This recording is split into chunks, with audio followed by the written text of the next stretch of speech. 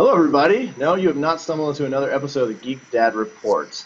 You have, in fact, stumbled upon a special episode with a show that we have no name for. I'm your host, Brian, and that is not Ryan with me, in case you have noticed. That is our wonderful WPR movie critic, Kaitlyn. Hi, everybody. So, Kaitlyn has stepped in with me today because we have decided that we are going to discuss Daredevil. We both watched the show over the weekend, and we talked too much about it and decided that it needed a full WPR special. So, that's what we're here for. That's what we're here to give you. Why not? So, hopefully it'll be a lot of fun, and hopefully we'll learn you something. So, we'll jump right into it. Daredevil on Netflix. What'd you think? The Netflix venture was something I was really kind of worried about, especially after the first half of Agents of S.H.I.E.L.D. wasn't very good. But as soon as they really announced who they were going with as far as character goes, I mean, the Netflix venture is going to have not only our first female lead outside of Agent Carter, but it's also going to have our first character of color as a lead with Luke Cage. Mm-hmm. And I'm a huge fan of Daredevil. I've thought the current run that Mark Waid is doing is great, mm-hmm. and it's something that I think a lot more people need to be reading. But I was interested to see where they were going to go with this, because it's not the same format. It's not a movie, and it's not a week-by-week show. This is basically 13 hours spread out, so you can do very different things with characters and villains and everything, and I actually think a lot of things were improved because it had that extra running time. Yeah, no, I'm right there with you. I haven't read Daredevil in a while. I mean, I read some of the newer stuff, but I'm a huge fan of the old Frank Miller stuff. On the last episode, I referenced Daredevil Yellow, which is one of my favorite stories, and Daredevil Man Without Fear. When I heard that Netflix was going to do this, like you, I'm an Agents of S.H.I.E.L.D. fan. The beginning was, we both kind of agree it wasn't very good, but we're both huge Marvel fans, and I really felt like they would, as much as they committed with 4 shows to Netflix, I really felt like they were gonna knock this one out of the park. And when I heard that they were gonna reference a lot of the older stuff of Daredevil, I was pretty excited about it. But even still, then watching it, like you said, Marvel's never done anything on this level before. Even Agents of S.H.I.E.L.D. is your typical 22. Episode format, and Agent Carter, which we both really liked a lot, that was a shorter season, but it was still very much a network-type television show. Oh, yeah. It felt like a network television show. So a 13-episode where you could kind of consume them all. They've never done a show where you could watch all 13 episodes, and so it was going to play out almost like a movie. And the great part was I thought it played out actually just like a movie in some aspects. I felt like if you took all the Marvel movies and a TV show and put it together, that's what you got with Daredevil. I mean, it from start to finish, I was completely captivated. I mean, it was just, it was amazing. And as a fan of the original kind of, I guess you could call it the Daredevil Year One type stuff, I thought this hit on every single level, and it was very true to form, but it was very true to the comic and the history of the character, but it brought it to the now times. It didn't feel out of place. It didn't feel dated. It felt very real and very raw, and it felt very Marvel, which is a huge thing. One thing I really think that this show improved on, that is something that Marvel hasn't really been able to capture yet, is a good villain. Yeah. Now, I'm a huge fan. I like Loki. I like Tom Hiddleston. He's probably the best villain they've had so far, but trying to give someone a villain a good character arc in a 2-hour movie, it can be kind of hard to pull off, and they really haven't pulled it off really well thus far. I mean, everybody's been kind of either mediocre or one note, or I guess, like I said, Loki's okay, but I think Loki's been kind of even Loki, you have all the Norse mythology. It's not like Loki's not a well-known character, so. But the Kingpin in this one was just. We never did decide how to say it. It's like Vincent D'Onofrio, I think. I don't know how to say his last name. We're sorry. If you somehow watch this, Vincent, sorry. We're sorry. You were awesome. You have a great name. Yes. We just can't say it. So not only do we have this guy who is very big and physically imposing, but then his first conversation that we have with him is to Vanessa, this art gallery attendant that he becomes very attracted to, and they end up starting a relationship. He almost has this way of speaking that he acts like he has a hard time almost even getting through a conversation with her. It's like it's physically difficult for him to have a conversation with somebody. And that's mostly at the beginning of episode 4. By the end of episode 4, we see kind of a different side of him. We see that not only is this guy physically imposing, he's also extremely dangerous. And that way of speaking becomes also, it almost sounds like he's trying to physically hold back this incalculable amount of rage. Like, he's so angry, he's sputtering out incomplete sentences almost, or incomplete thoughts. Yeah, and at first, I'm with you. He seemed very almost antisocial, almost unable to have any kind of interaction with people, especially females in general. And I thought Vanessa, I actually really liked her character. I liked how she brought him to be the Kingpin, even though they never technically referenced the Kingpin. Yeah, that's kind of a bummer. Yeah, it was a little bit of a bummer. I was kind of hoping at the end when they did the Daredevil thing, they'd also say like Kingpin arrested or something like that. But he was Wilson Fisk. I mean, he was from the comic book. The thing that I liked with the whole rage aspect, and they did a very good job of it, of him in the comic book. He doesn't necessarily he has more of a calm rage to him than he did in this show. Mm-hmm. But in the comic book, he's like 6'8", like 500 pounds, solid muscle. You know, he can go toe to toe with Spider-Man, who has superhuman strength. And they wanted to take a very realistic approach with him. I mean, you're not going to find an actor who's that big, who's that imposing, who does a great job. I thought Vincent, we can't say your last name, was perfectly tall. And he seemed large, and he seemed very physical character. But you believe when he did pulverize people, and he does pulverize a lot of people. That's what one of the first oh my god moments in that series is at the end of episode 4. We will get to that in a second. But even though he couldn't pick up a dumpster and throw it at somebody, you never felt for 1 second that he could not beat down whoever. I mean, the great scene at the very end when Daredevil and Kingpin finally face off against each other, really mano-a-mano.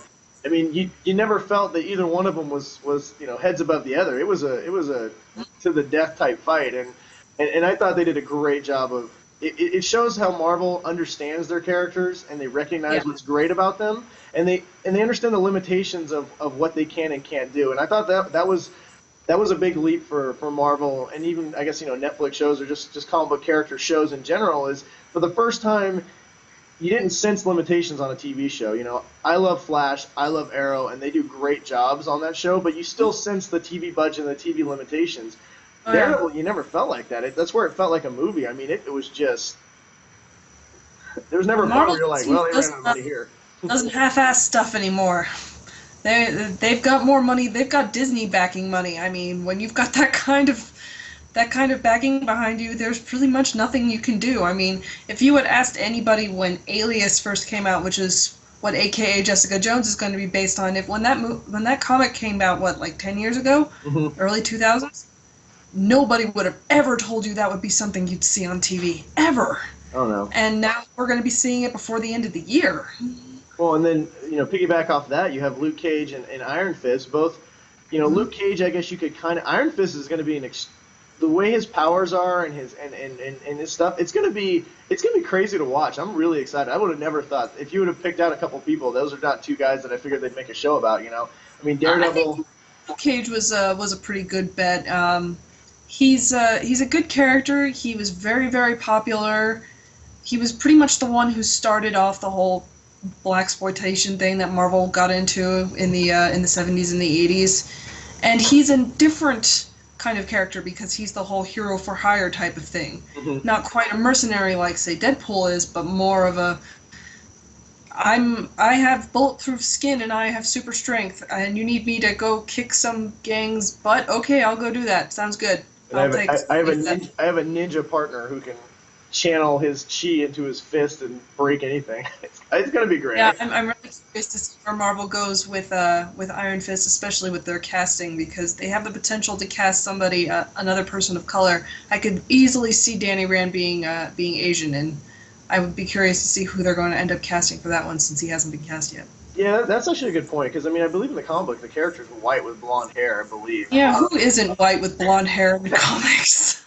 No, I know, and I would be okay with them casting an Asian person to fill the character. It would make more sense in some aspects. I mean, the Kung Fu storyline has been done a million times, so I mean, I don't know. Either way, I'm pretty excited with it. I think Marvel will do it right, and that's down the road. But yeah, I mean, this is you talked about it a minute ago. The oh my gosh moments. I think if I personally had to describe, somebody said to me, Brian, why should I watch Daredevil? I would say because it has more holy effing crap moments than just about any show I've watched in recent memories. And I mean, we were live chatting pretty The much. only other one I can think of that's made me kind of drop my jaw like that is probably NBC's Hannibal.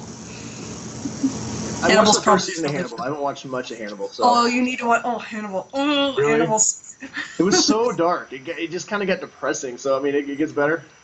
No. It doesn't get better. Fair It enough. gets so much worse. But that's one of the most beautiful shows on network television, and that's a show that can show you what you can get away with on network television. Oh, yeah, that's true. Speaking of violence, that's another thing that Daredevil. I could not believe the level of violence. They talked about they wanted shows that were. They're talking about maybe possibly doing a Punisher show in the future where it was hard R, and so the way they talked about that, I thought, okay, Daredevil is going to be kind of a hard PG-13. No, Daredevil is rated R. It just doesn't have the language and the nudity of a rated R movie. Other than that, it is. Do not let your kids watch this movie, people. If you're watching this, if they are not, I don't know, 13 or older, I would not recommend Daredevil. I actually was talking about Daredevil with a coworker last night, and his daughter, I believe, is 7, and they are watching Daredevil together, and pretty much whenever something bad comes up, he just goes, Kyrie, close your eyes. You can't watch this part. Okay, Dad. She's gonna miss half the movie, half the TV show. It is so violent. The level of violence is, without spoiling too much, is absolutely insane. I mean, especially there's a scene where Wilson Fisk basically decapitates a guy with a car door, and it shows it. It's I don't know what to say. It is, like I said, it has more oh my god moments than I've had with Breaking Bad. Even more than I've had with Game of Thrones. Maybe not quite as gut-wrenching moments as Game of Thrones, but it's had more holy crap, I can't believe that just happened moments. Yeah. I've actually seen a couple people. Ever since I finished the show, I've been going through and watching various people's reactions, and I've actually seen a couple people who didn't like the level of violence because it is such a further level away from what anything else in the Marvel Universe has been like. It's not like the Avengers. It's not, I would say probably the closest one to Daredevil would probably be Captain America Winter Soldier.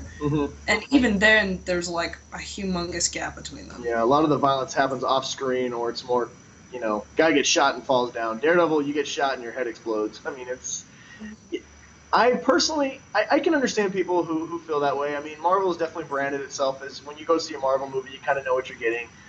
Daredevil is definitely not that. I mean, it's you get the quality, you get the story, you get to me, Marvel is they understand their characters, and you're going to get a character piece of, it may not be everything you want it to be, but at the core, it's going to understand who that character is, and you're going to say, okay, that is Captain America, that is Daredevil, that is Iron Man, and Daredevil's no different. I mean, it captures the character of Daredevil to the T. I mean, he is fully fleshed out. Most of his universe is fully fleshed out.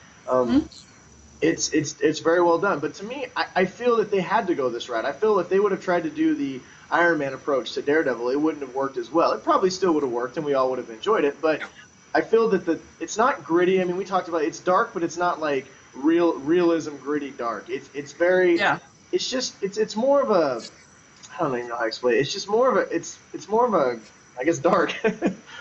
It's more, the way somebody described it, I watched a video when this was first announced with somebody who was basically going, here's what the Marvel Netflix thing is, and it was explaining what everything is, while it said that Daredevil and Jessica Jones and Luke Cage and Iron Fist are going to be more street-level guys, just trying to keep New York City safe, while the Avengers are more of a tactical attack team protecting the world. So this is very much connected to street-level crime. This is the first time we've seen somebody going out and fighting crime in a Marvel movie. I mean, that sounds like it should be a given, but if you think back to any of the Marvel movies thus far, have we really had anybody going out and, like, stopping a robbery? No, that's true. I mean, everything's been global, and that's not a bad thing, but that's going to make the Defenders, which is what they're eventually going to team up as, very unique, and it'll be interesting. I think. I mean, assuming it's all going to come together in Infinity Wars, because of course it will. It'll be very interesting to watch those two things clash, because it's very different. It's not the same thing. It's more brutal. It's more brutal fighting because that's what street level stuff is. When you're Yeah, not well, fighting with guns, I mean, you're going to have people punching each other's teeth out, and it's going to take more than one punch to get somebody to stay down. yeah, well, and before we talk about some of the things we didn't like about the show, like you said, I want to touch base on the fighting that you talked about. The fighting in this is absolutely fantastic. It Yeah. is. I don't know how else to say it. I mean, like I said, as I said earlier, I'm a big fan of Arrow, and I thought Arrow had some of the best fighting on television as far as choreograph and stunt work. Not even close anymore. After watching Daredevil blew my mind. It was as good as I've seen in some kung fu type movies that are really well staged and choreographed. It was Charlie Cox's fighting style is perfect. He comes on like a lightning bolt. He just comes in and just furiously beats people down, and it is amazing to watch. And I just want to mention in the second episode, I think it's Above the Cut or Cut Above maybe. The scene where he's rescuing the boy. When he goes down the hallway and takes out the Russian mobsters. If you haven't watched the show yet and you watch it after you've seen this, that episode, that whole scene was done in one take. A single shot, start to finish, and it is absolutely amazing. I mean, it sets the bar for the whole series, and it is just, it's fantastic. I mean, as you can tell, I mean, me and Kaitlyn could probably talk for 2 hours about all the things we did like about it, and we don't want to run the show too long. If you'd like to hit us up on Twitter, we can talk about it for 2 hours if you like. But yeah, definitely. But as you can see, we both just love the show, and there's so many great things about it. But as with anything, there's always a few things that don't work out so well. So what were a couple things that you maybe thought it didn't do well, or hopefully maybe the next few series or the next season can maybe build upon and do better? Well, while the three females in the show, Vanessa, Karen Page, and Claire Temple, are all freshly filled out, they're three-dimensional people, they are literally like the only women in this version of New York City. And it's just kind of one of those little things that Marvel really needs to kind of work on, because all of their stuff is so male-dominated. I mean, if you look at the press tour for the Age of Ultron right now, there's Scarlett Johansson and like 6 guys. And I mean, that must be awesome for her, because that would be awesome. But at the same time, we need some more ladies in our Marvel universe. There are so many strong women and so many great female characters in the Marvel Universe, and it's great that Jessica Jones is getting pulled in. It's great that Captain Marvel is eventually going to happen, but even just in the background of Daredevil, there could have been just a few more women spread out. I mean, why couldn't the boss of the Yakuza have been a woman? I mean, the Chinese syndicate was being run by a woman. Why couldn't the Japanese syndicate being run by a woman? Why couldn't there be more women in the background? Why couldn't there have been any women henchmen?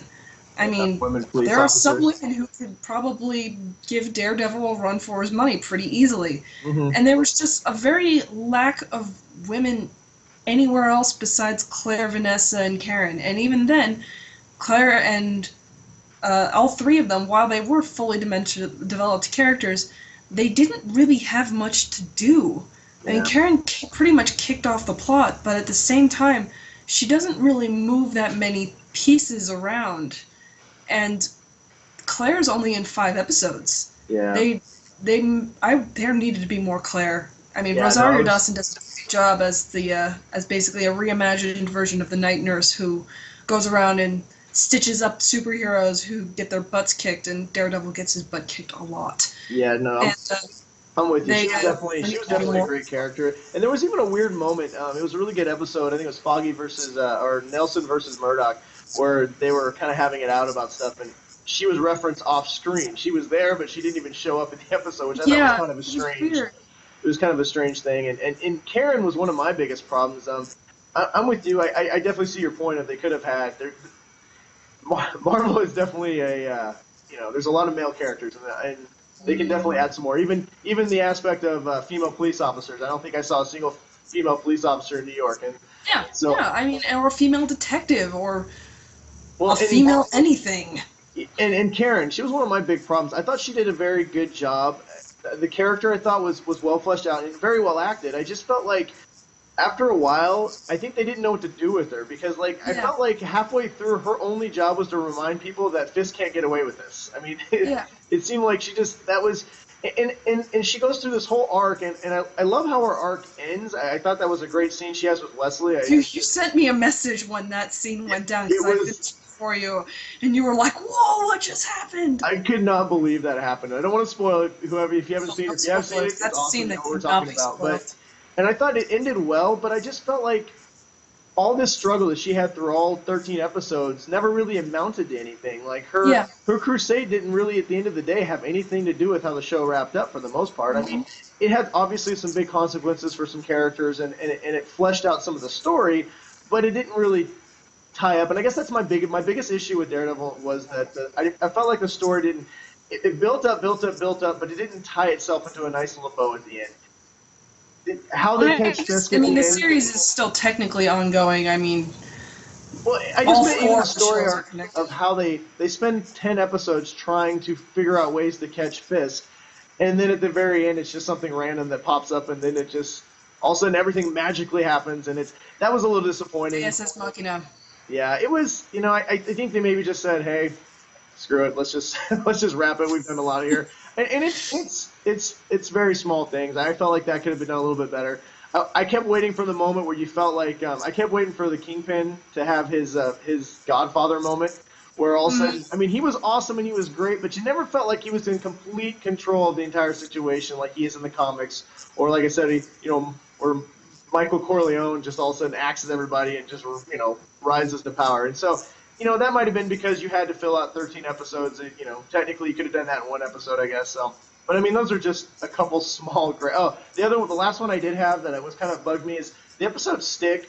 I really loved the backstory, and I really loved Scott Glenn. He was great as Stick. But I thought that was the first episode where they're trying to transition, kind of build the universe of Hell's Kitchen a little bit. I think they were trying to lay the groundwork a little bit for the Defenders and for Iron Fist's Yeah, backstory. especially. They kind of hinted to the child maybe being like a demon or something. They definitely hinted to that, to the ninja, to the hand, to the demon realm a little bit. But the transition was really rough. They didn't explain it very well. They they did it at the end of that episode and then kind of the beginning of the next, and then it was gone. And it just never really.